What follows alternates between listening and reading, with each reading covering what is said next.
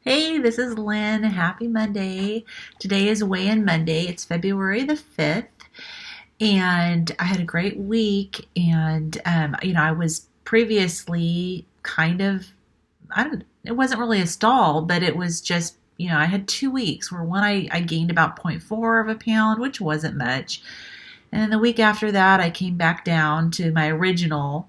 So I had kind of 2 weeks where I was kind of just flat there. And that was right on the heels of me feeling horrible. And so I hope that you can notice even just my rosacea is better. I am feeling better. And so I don't know if it was the doing the rebounding and my lymphatic system was draining, or if there was something else, or if it was the food I was eating, because I had been putting some dairy in coffee. I had been eating some eggs. All the comments I've been getting from you guys are suspecting it was probably the dairy. And so I did go ahead. I said I was going to wait, but my gosh, I just love coffee. I did try some coffee again over the weekend, but I didn't put anything in it other than some monk fruit drops, and I'm fine. So my gut's fine. Rosacea hasn't flared up. So I'm thinking it was the dairy. So if that's the case, that's good news for me because maybe I can drink some coffee. That would be awesome because I love coffee. And anyway, so I did get over that. Like, I went through the coffee withdrawals though. And, when I stopped drinking coffee again, I'm like, do I really want to start this over again? I don't know. But yeah, me and coffee, I will probably end up drinking some coffee. But I've been trying to get enough water, and I have days where I do really well because, my doctor told me to try to get about 80 ounces in the first 10 hours of my day. I have days where I do well. I have days where I'm not doing well. So I'm still working on that. But so this week I did finish my plank challenge. Now, I don't know if you've watched my video or not that I did with my last plank January 31st, but I included the little snippet of my first plank. And it was a very little snippet because it was not very long. My first plank on January 1st was only 8 seconds. And my final plank on January 31st was a minute 11.25 seconds. So I put over a minute onto my plank during the month of January. I can thank you guys for that because, obviously I did it. I did the work, but all your guidance was so helpful. And especially kind of towards the end when I kind of felt like I was hitting a bit of a plateau and I was going back and forth between like 35 seconds and 40 some seconds. And wasn't sure if I was going to really get much further than that because I was just struggling. And all of your tips on breathing really helped because I was just not breathing properly. And so once I really employed those breathing techniques, it's like, wow, it's amazing. Muscles need oxygen.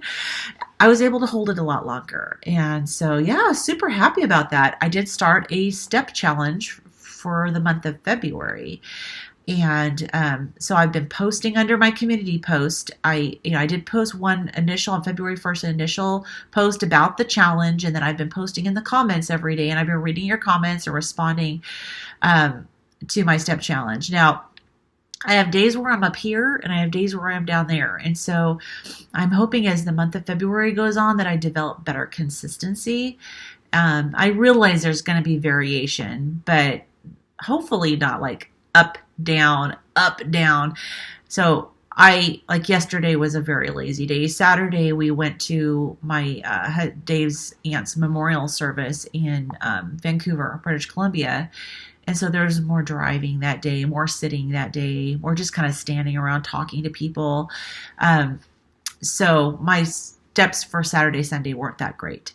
But prior to that, it was actually pretty good. I had one day where I think I was, I don't know. I don't remember all the numbers, but like 6,000, 7,000. I had a day where I was over 5,000. So, my goal is to double so when I look at my average over the week, it was running somewhere between 2,000 and 3,000. My goal is to double that average. So it's not like I need to be exactly the same every day, but I do think consistency would be really good. So I'm going to be working on that over the month of February. So I'm hoping that you guys can join me. I know some of you already have. I really am appreciative of getting your feedback and your comments and seeing how you guys are doing.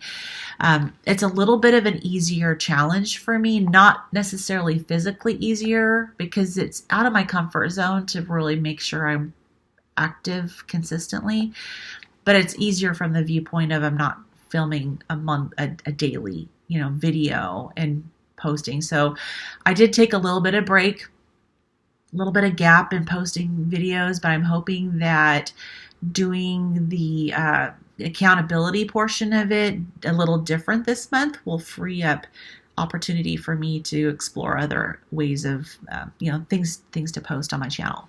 So give me some feedback if you have some specific things that you want me to talk about or cover. And I've got books to read. Carrie from Homestead Health, we're working on the carnivore diet documentary together, Healing Humanity. And in our last team meeting, he mentioned wanting to do a book review on, let me grab it. Yeah, hang on. Okay, so this book by Georgia Eady, Dr. Georgia Eady, Change Your Diet, Change Your Mind. And this has to do with diet and mental health.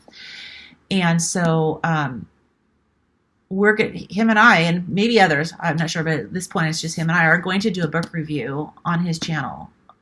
He said it should be at the end of February. So be watching for that if you want to get the book. I'll put a link in the comment in the description of this video for the book. If it's a thick book, but the last ton of pages is the appendix. So let's see, the appendix starts, so let me show it. It's like that much of it at the end is the appendix. So I got the audio book too. So I'm going to start working through. I've got lots of books to read, but Dr. Barry's book, who we're doing for our Sunday book club meetings, is very easy reading. Got an audio book for that too. So I'm going to be doing a lot of reading this month.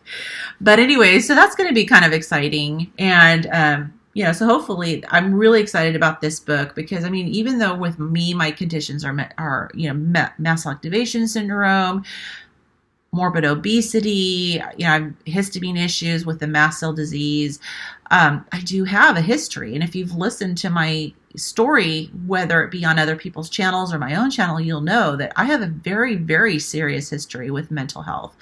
I have experienced a tremendous amount of recovery, but when I was in my early 30s, I was actually hospitalized in a psychiatric hospital for 5 days with severe, severe anxiety. I did have depression, but for me, anxiety was the worst part of it.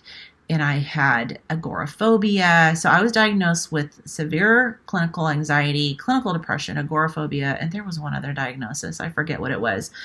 And over the course of seeing different doctors, therapists, and everything, I was even misdiagnosed with type 2 bipolar disorder.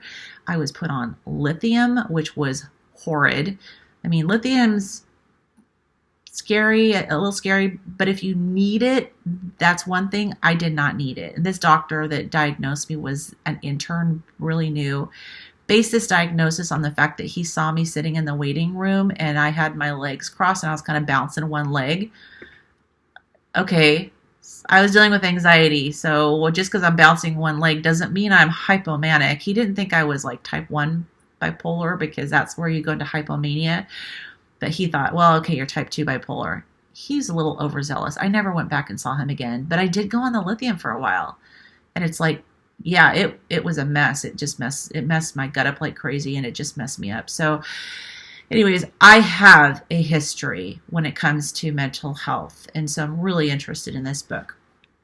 Okay, over the week. Oh, okay. I'll save the sleep apnea thing till after this weekend. Over the weekend, so we drove to Vancouver, British Columbia for the memorial service, which was really nice. And I got to see my husband's side of the family, which some of them we see a lot, like his parents, we see them a lot. But some of his cousins, we don't see that often. And so that was really nice. And his aunt was 97.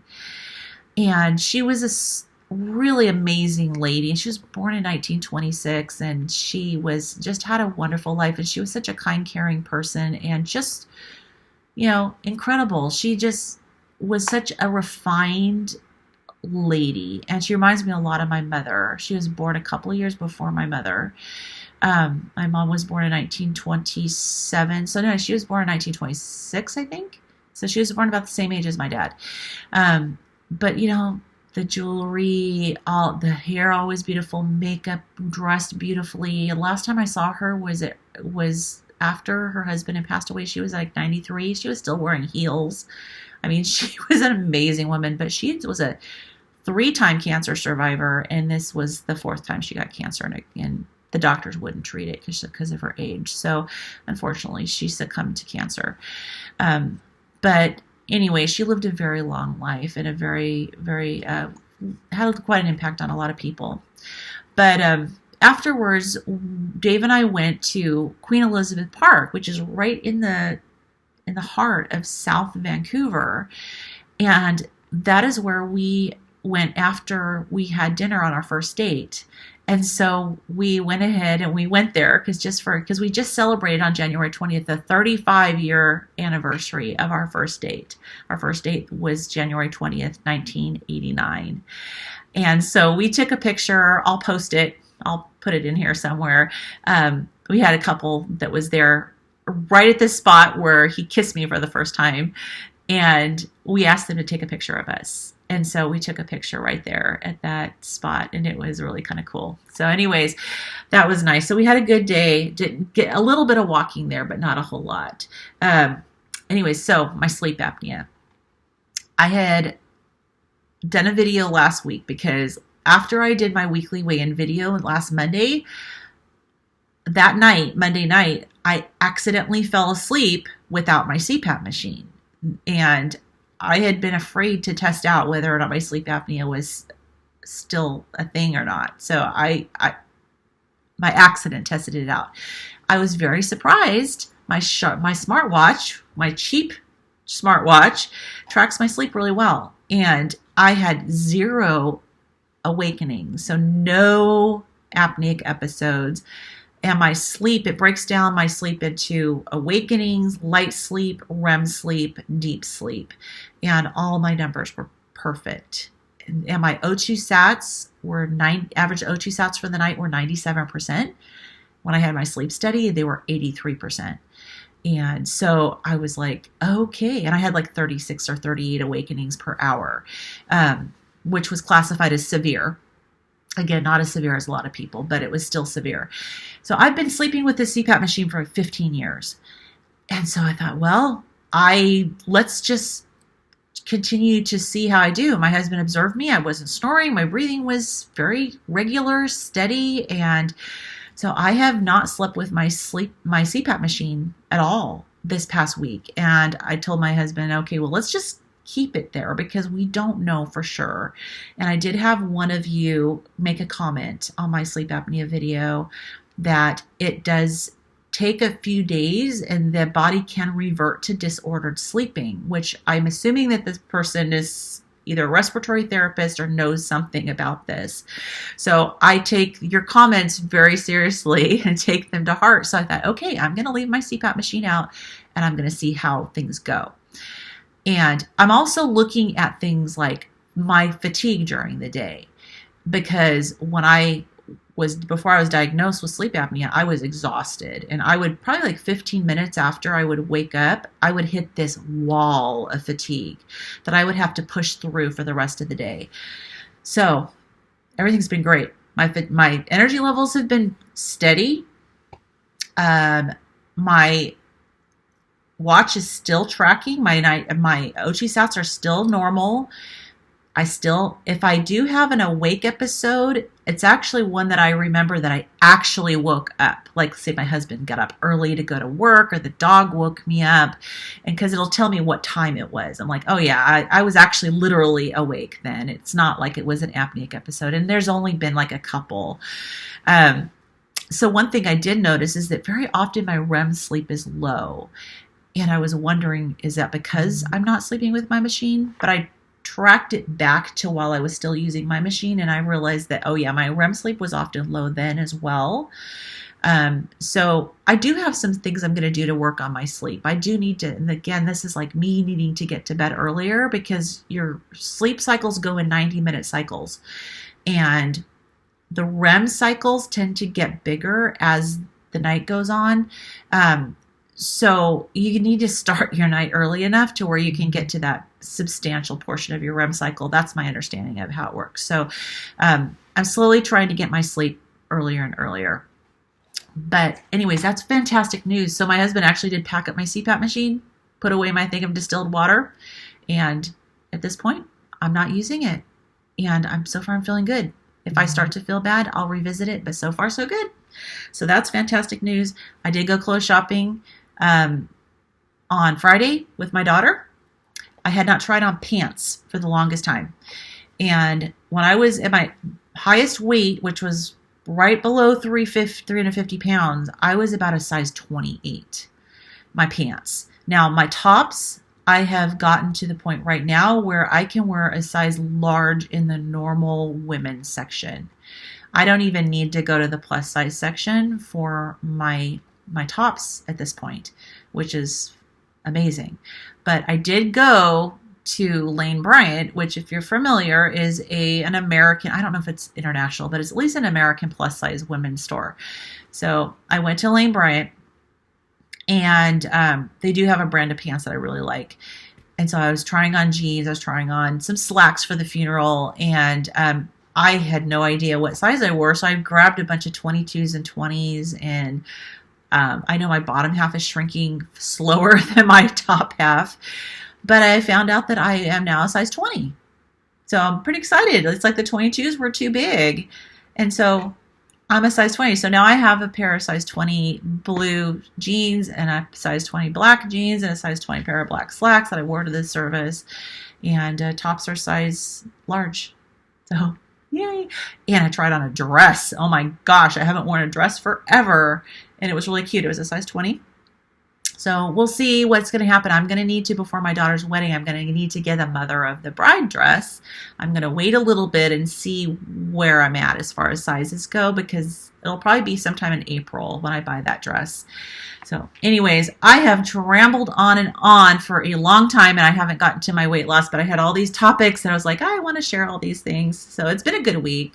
And anyways, okay, so on to my weight results. So I weighed in this morning at 271.2, which is exactly 2 pounds down from last week. So my little weight blip stall seems to have been broken. So down exactly 2 pounds. If I look at my fat-free body weight, it is up by 0.4 pounds, which, if you look at the muscle mass, it's all muscle that I gained. So my bone is still the same. So I have actual fat loss for the week was 2.4 pounds. So I'm kind of back. Again, I don't know if it's going to be a trend, but that's kind of consistent with what my weight loss was on a pretty weekly basis before I hit that little blip. So I'm super excited about that. And occasionally I have a bigger loss, and occasionally I have a smaller loss, but around 2 pounds has been pretty consistent as far as where I'm usually at. So it appears I'm back on track with that. So that's great. My visceral fat is still at 22, started out at 30, but again, it takes like a month before that drops. I'm eventually going to hit that 15, the top of my ideal visceral fat range. Bone mass hasn't jumped up for a while, but again, that takes a long time, and I don't know how long the muscle mass and the bone mass is going to continue to rise, but I'm happy anytime it does. And of course, the metabolic age is still 62.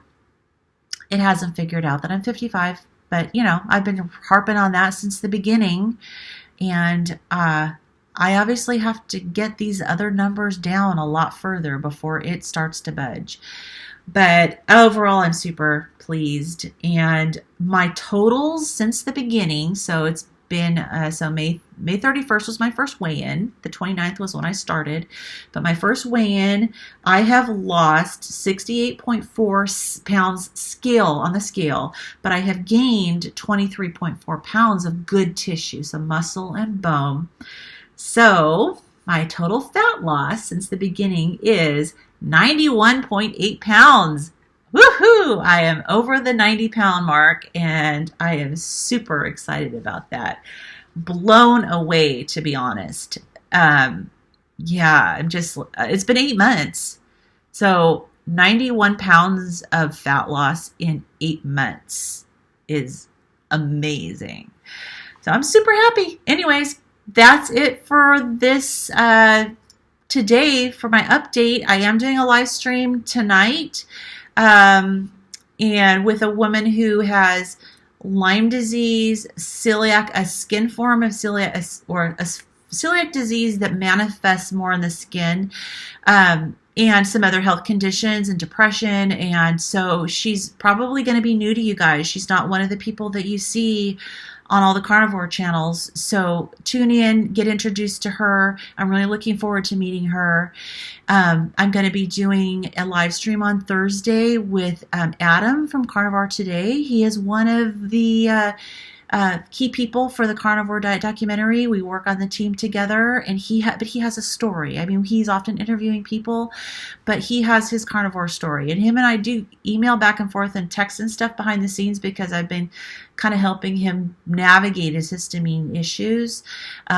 So great guy. Tune in for that. Got some other things going on, and there's going to be some people interviewing me next, but not necessarily live streams. So some of these are pre-recorded, and then they'll be kind of spitting out there whenever the editing is done. But I've got a good week planned ahead of me, and I hope everyone's having a wonderful day and has a wonderful week, and I will see you in the next video. Bye-bye.